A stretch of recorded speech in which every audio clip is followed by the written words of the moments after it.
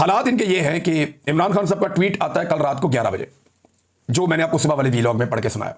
रात को 11 बजे इमरान खान साहब का ट्वीट आता है और 11 बजे उनका ट्वीट आने के ठीक चंद मिनट के बाद आज सुबह जो समाअत होनी थी अडियाला जेल में तोशाखाना 2 केस की, वो मुलतवी कर दी जाती है। वजह क्या है कि भाई इमरान खान साहब का तो बड़ा सख्त मौक़िफ़ है, हमें तो लगता था माफ़ी मांग लेगा, वो तो हमारे ऊपर चढ़ गया। 9 मरतबा उसने आर्मी चीफ का नाम ले लिया एक ट्वीट के अंदर। और मजे की बात आप देखें कि इमरान खान साहब ने, ये मैं आपको डाटा बल्कि निकाल के ना लेटेस्ट भी बता देता हूं, इमरान खान साहब ने ट्वीट एक जो है ना उसमें आर्मी चीफ का 9 मरतबा नाम लिया और दूसरे ट्वीट के अंदर आर्मी चीफ का नाम नहीं लिया। अब आप लोगों का अंदाजा करें कि लोग आज कहां खड़े हैं कि जिस ट्वीट में इमरान खान साहब ने आर्मी चीफ को मुखातिब किया वो 33,000 मरतबा रीट्वीट हुआ है, 33,000 मरतबा। और दूसरा जिसमें इमरान खान साहब ने आर्मी चीफ को मुखातिब नहीं किया वो 23,000 मरतबा रीट्वीट हुआ है। जिसमें आर्मी चीफ पे उन्होंने बात की वो 33,000 मरतबा, यानी 10,000 मरतबा ज्यादा जिसमें तनकीद आर्मी चीफ पे हुई है, लोगों ने उसको ज्यादा फैलाया। और जिसमें अली अमीन को कहा है कि आओ और आकर मुझसे मिलो, उसको इतना नहीं किया। तो उसके बाद यही होना था, इन्हें लगा कि अब इमरान खान साहब का केस लगेगा, दोबारा तनकीद करेंगे और बहुत नेक्स्ट लेवल पे चले जाएंगे, लिहाजा इन्होंने समाअत ही मुलतवी करवा दी अदालत के अंदर रात को 11 बजे के बाद। इसका मतलब यह है कि ट्विटर पे आने वाले एक ट्वीट की वजह से इमरान खान साहब के केस की समाअत मुलतवी हुई है। ये रिकॉर्ड का हिस्सा बन रही है चीजें, इनसे कभी कोई भाग नहीं सकेगा, ये याद रखना पड़ेगा। अली अमीन गंडापुर साहब ने कोई संजीदा कोशिश नहीं की इमरान खान साहब से मिलने की अभी तक, और उनके भाई ने क्लेम तो किया कि उन्होंने संजीदा कोशिश की, लेकिन की नहीं। सीरियस बात तो यह है कि उन्हें संजीदा कोशिश करनी चाहिए, सुप्रीम कोर्ट भी जानी चाहिए, हर जगह जाके उन्हें जोर लगाना चाहिए। देखिए ना, मिर्जा अफरीदी का लाहौर वाला जो फार्म हाउस है वहां पर ये पूरा काफिला लेकर पहुंच गए, लेकिन आज तक अडियाला जेल तक वो काफिला नहीं पहुंच सका। यानी वो काफिला निकलता है, रावलपिंडी इस्लामाबाद को क्रॉस करता है और लाहौर पहुंच जाता है, लेकिन वो काफिला रावलपिंडी में मौजूद अडियाला जेल तक नहीं पहुंच सकता।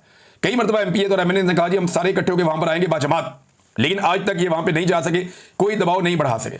मैं आपको ये शर्तिया कहता हूं कि अगर अली अमीन गंडापुर साहब चाहें कि इमरान खान साहब से उनकी मुलाकात करवाई जाए तो 48 घंटे बहुत ज्यादा है, उससे पहले मुलाकात हो सकती है। और भाई सूबा का वज़ीर आला कोई अर्दली नहीं लगा हुआ, सूबे का वज़ीर आला है। अब अर्दली बनना चाहे तो अपनी मर्जी है, लेकिन सूबे का वज़ीर आला है वो कोई ऐसे ही वो छोटा मोटा चपरासी नहीं है, सूबे का वज़ीर आला है, उसके पास इख्तियारात है और बड़ी तगड़ी पार्टी है, बहुत लोग हैं। अगर वो चाहे तो 48 घंटे के अंदर मुलाकात कर सकता है अली अमीन गंडापुर, लेकिन मुझे नहीं लगता कि वो इमरान खान साहब से मुलाकात करने में संजीदा है। देखिए ना, जो संजीदा थे उनकी मुलाकात हो गई। अलीमा खान ने कई महीने जोर लगाया, बार बार गिरफ्तार हुई, बार बार हिरासत में लिया गया, उनको तशद्दुद का निशाना बनाया गया, उन्हें तकालीफ दी गई, लेकिन वो डटी रही, उसकी मुलाकात हो गई। अली अमीन गंडापुर इससे 10% भी एफर्ट करते तो मुलाकात हो जाती, लेकिन मुझे नहीं लगता कि वो इमरान खान साहब को इस वक्त शायद फेस करना चाह रहे हैं। हाँ, मजबूरन उन्हें करना तो पड़ेगा आने वाले दिनों में। नाज़रीन, पब्लिक अकाउंट कमेटी जो है वहां से जो चेयरमैन है जुनैद अकबर साहब, उन्होंने भी इस्तीफा दे दिया है। पाकिस्तान तहरीक इंसाफ के बाकी लोगों ने भी कायमा कमेटियों से इस्तीफे दे दिए इमरान खान साहब के कहने के ऊपर। और ये एक बड़ा फैसला है इमरान खान साहब का कि सिस्टम की जितने बेनिफिट्स हैं वो छोड़ दिए जाएं। बल्कि जुनैद अकबर साहब ने और बड़ी सख्त बातें की हैं, वो क्योंकि सैलाब की सूरत हाल इस पर बात कर रहे हैं। बताता हूँ कि IPP से बहुत पैसा आता है, सरमायाकार बहुत पैसा देते हैं। ये जो IPP होते हैं ना, इन्हें आप कहते हैं ये बिजली बनाने के किराए के कारखाने। ये जो बिजली बना के बेचते हैं ना, तो सरकार इनको पैसा देती है बिल की मद में। अब IPPs की वजह से पाकिस्तान में बिजली बहुत महंगी है, बहुत महंगी है। इतनी महंगी है कि आप 1 यूनिट इस्तेमाल करें तो आपको 3 या 4 यूनिट के पैसे देने पड़ते हैं, और वो भी कई गुना ज्यादा पैसे देना पड़ते हैं। यानी बिजली वैसे महंगी हो गई और वो भी आप 3 गुना ज्यादा पैसे दे रहे हैं, और कैपेसिटी पेमेंट आप दे रहे हैं, इजाफी पैसा दे रहे हैं। जो बिजली वो नहीं बना रहे वो पैसा भी आप उनको दे रहे हैं। तो इसमें IPPs में कमीशन बहुत बड़ा होता है। एस्टेब्लिशमेंट भी लेती है, हुक्मरान भी लेते हैं, सियासतदान भी लेते हैं, ब्यूरोक्रेट्स भी लेते हैं, सारे अपना अपना कमीशन निकालते हैं। हर किसी की जेब में अरबों रुपया जाता है। तो ये अरबों रुपया कमाने से उनको फुर्सत नहीं थी। अगर वो डैम्स बनाते तो ये अरबों रुपए की दिहाड़ियां बंद हो जाती, लिहाजा उन्होंने डैम बनाने के बजाय IPPs लगाने पसंद किए। पाकिस्तान की जरूरत थी 20,000 22,000 मेगावाट, लेकिन इन्होंने IPPs लगाए 45,000 मेगावाट के। वजह क्या है? वजह यह है कि जितने ज्यादा IPPs लगाएंगे उतना ज्यादा कमीशन मिलेगा, और ज्यादातर IPPs भी अपने फ्रंटमैनों के जरिए से लोगों ने लगवाए हुए हैं। यानी वो पैसा भी अपनी जेब में जाता है, कैपेसिटी पेमेंट का, कमीशन का पैसा भी अपनी जेब में जाता है। लिहाजा डैम बनाने तो इनके लिए नुकसान का सौदा था कि अगर डैम बनाएंगे तो ये पैसा कौन कमाएगा, तो डैम इन्होंने नहीं बनाए। हत्ता कि मैं आपके सामने एक जिम्मेदारी के साथ बात कर रहा हूं कि जितना पैसा, ये डाटा निकाल के मैं आपके सामने रख दूंगा, थोड़े दिन पहले हम इस पर रिसर्च कर रहे थे तो ये बात मुझे याद रह गई, लेकिन डाटा मेरे पास मौजूद है, हमने इसको नोट किया हुआ, आपके साथ मैं शेयर करूंगा कि जितना पैसा आपने कैपेसिटी पेमेंट में अदा किया ना, यानी जितना पैसा आपने इजाफी दे दिया है IPPs को, जो बिजली उन्होंने नहीं बनाई आपने फिर भी उनको पैसा दे दिया है, जितना इजाफी पैसा आपने IPPs को दे दिया है उतने पैसे में बड़े डैम्स बन जाते हैं पाकिस्तान में। और काफ़ी ज़्यादा पाकिस्तान का भला हो जाता। एक पाकिस्तान में बहुत बड़ा प्रोजेक्ट जिसके ऊपर कागजी कार्रवाई हो चुकी थी, कालाबाग डैम को तो मुतनाज़ कर दिया गया, लेकिन तरबेला से भी कोई 7-8 गुना बड़ा एक डैम दरिया सवा पे बनाया जा सकता था। और ये वो डैम होता जो बहुत बड़े पैमाने पर पाकिस्तान को सैराब करता। पाकिस्तान की बेशुमार ऐसी ज़मीन है जो बंजर पड़ी है, वो सारी ज़मीन सैराब हो जाती और पाकिस्तान का बहुत भला हो जाता। ये जो डैम है ये बहुत ज़बरदस्त इसकी लोकेशन है, मोटरवे से आपको नज़र भी आ जाता। दरिया सवा के ऊपर एक पूरा मुकाम है जहाँ इसको बनाया जा सकता था और ख़तरनाक सैलाब से बचाने के लिए ये एक बेहतरीन चैनल हो सकता था। यानी जब भी कभी तरबेला में पानी ज़्यादा हो जाता या दरिया सवा में तो यानी आती या मंगला की तरफ करना होता आपको, या किसी जगह पे आपको ऐसा लगता कि कोई और कहीं प्रेशर बढ़ रहा है, तो आप पानी को जो है बड़े आराम से शिफ्ट कर देते दरिया सवा की तरफ और फिर आप बहुत सारी जगह अवॉइड करके आप पानी जो है वो आराम से इस्तेमाल कर देते बाद में। लेकिन पाकिस्तान ने ये डैम भी नहीं बनाया। हालांकि ये डैम इतना महंगा नहीं बनता था। मेरे पास एक दफ़ा कोई टेक्निकल लोग आए थे और उन्होंने आकर मुझे इसकी सारी ब्रीफिंग दी थी। उन्होंने बताया था कि ये डैम पाकिस्तान में बनना चाहिए और अगर ये डैम बन गया तो सॉल्ट रेंज के साथ साथ पूरा जो पंजाब का अपर पंजाब का इलाका है वो सारा ना सिर्फ बेहतरीन तरीके से सैराब हो जाएगा, बल्कि जो सैलाबों के बड़े बड़े खतरात हैं वो बड़े लंबे अरसे तक के लिए टल जाएंगे और सैकड़ों साल तक पाकिस्तान को फायदा होगा। लेकिन वो डैम नहीं बनाया गया, बदकिस्मती पाकिस्तान की। अब नाज़रीन, सैलाब जाएगा किस तरफ, ये बात आप याद रखिएगा कि ये सैलाब अल्टीमेटली पहुंचेगा दरिया सिंध में और ये सारे दरियाओं का पानी जाकर पाकिस्तान का इकट्ठा होता है दरिया सिंध में, जनूबी पंजाब।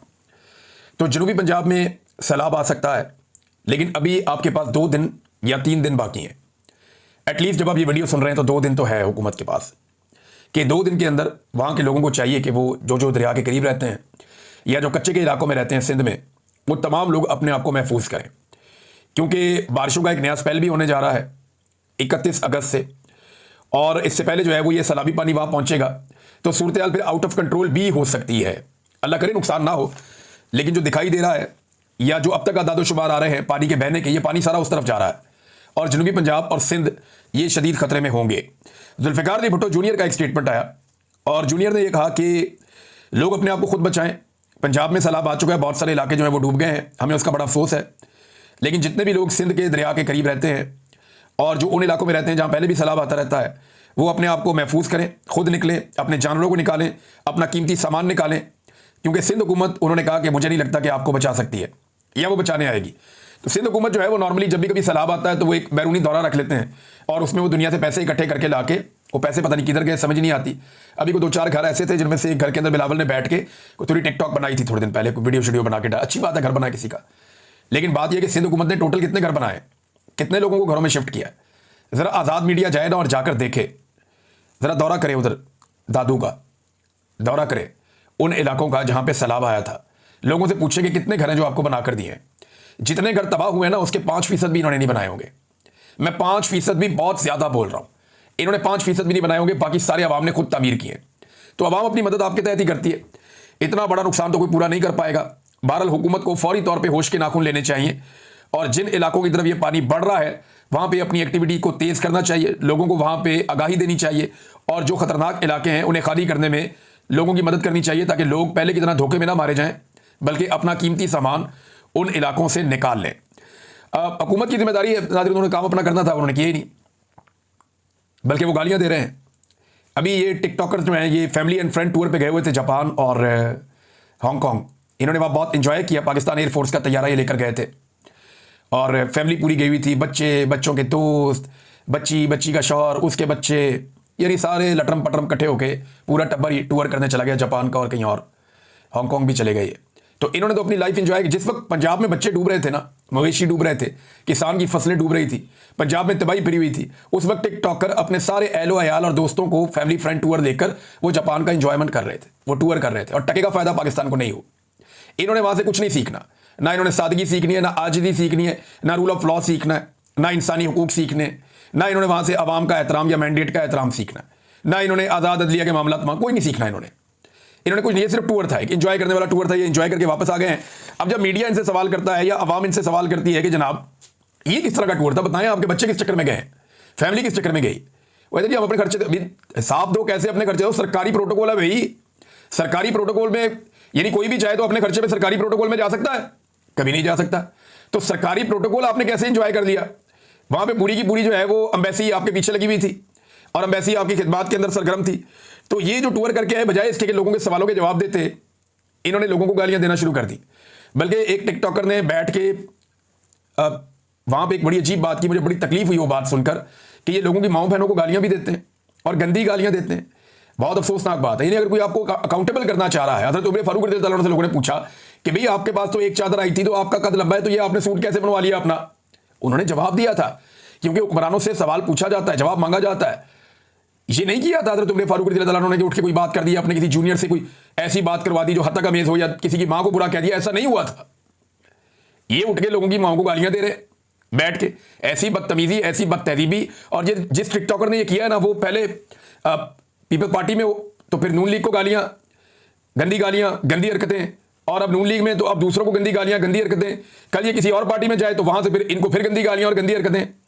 ये सारा गंद इकट्ठा किया गया पीएमएलएन के अंदर, और ये एस्टेब्लिशमेंट ने किया कि पाकिस्तान का सारा गंद इकट्ठा करके एक जगह पे लाके इक़्तिदार में बिठा दिया और अवाम को असल शक्लें दिखा दी कि ये वो गंदे चेहरे हैं जिन्होंने पाकिस्तान का बेड़ा गर्क किया, हमने आपकी सहूलत के लिए सारे इकट्ठे करके इक़्तिदार में बिठा दिए हैं। अब अगर आपने धक्का मारना है तो इन सारों को मारो और एस्टेब्लिशमेंट के समेत मारो। बहरहाल ये जनाब मरीम नवाज के लोग बजाय इसके कि वो काम करें, इस वक्त वो लोगों की माओ बहनों को गालियां दे रहे हैं बैठ के। और हैरत की बात यह है कि इनके ब्यूरोक्रेट्स कह रहे हैं कि अचानक सैलाब आ गया, हमें पता ही नहीं चला। ये बाकायदा सबूत मेरे पास मौजूद है, ये देखें ना आप, ये डीजीपीडीएम में वो कहता है जी अचानक सैलाब आ गया और हमें तो पता ही नहीं था। फिर वो कह रही है जी हमारी तो तैयारी थी, हमने तो सैलाब का पूरा बंदोबस्त पहले से किया हुआ था। जो पंजाब से टिकटॉकर है इन्फॉर्मेशन, यानी मैं हैरान होता हूं कि एक तरफ जो है वो कह रहे हैं हमें पता ही नहीं चला, अचानक हो गया, दूसरी तरफ हमारी तो बहुत पुरानी तैयारी थी इसके ऊपर, आपकी खाक तैयारी थी, किसी को पता ही नहीं चला, लोगों को अंदाजा ही नहीं हुआ, लोग बेचारे पानी के अंदर डूबते रह गए, शहरों के अंदर पानी घुसाया, गलियों में कश्तियां चल रही हैं। ये हालात इन्होंने पाकिस्तान के लिए पैदा किए हैं। अब नाजरीन, आलिया हमजा साहिबा ने फौरी तौर पर, अब उनकी हुकूमत तो नहीं है, अगर उन्हें मौका मिला और उन्हें इजाज़त दी गई तो उन्होंने पाकिस्तान तरीके इंसाफ को कहा है कि सारे मिलकर इकट्ठे हो, हंगामी इजलास बुलाओ और पूरी तरीके इंसाफ अब मदद करेगी अपने हमवतनों की। और ये जो फ्लड आया हुआ है इसके अंदर मदद करने के लिए निकलेंगे। अब देखना यह कि पाकिस्तान की मिलिट्री एस्टेब्लिशमेंट ये मदद करने देती है या नहीं करने देती, क्योंकि मिलिट्री एस्टेब्लिशमेंट पीटीआई को इसराइल के खिलाफ मुजाहरा नहीं करने देती, कोई अच्छा काम भी वो करना चाहे तो नहीं करने देते। तो ये अवाम की मदद करने देंगे या नहीं करने देंगे? उन्होंने तो 14 अगस्त नहीं मनाने दी, उन्होंने तो कायदे आज़म का पोस्टर उठा के बाहर आने पे मुकदमे दर्ज करके बंदे अंदर दे दिए दहशतगर्दी के मुकदमों में। तो ये दो नंबरियां बहुत किया है इन्होंने, बहुत फ्रॉड किया है इन्होंने। तो अब देखते हैं कि पाकिस्तान तरीके इंसाफ सैलाब में मदद करने आती है तो क्या उन्हें मदद करने दी जाती है या नहीं करने दी जाती।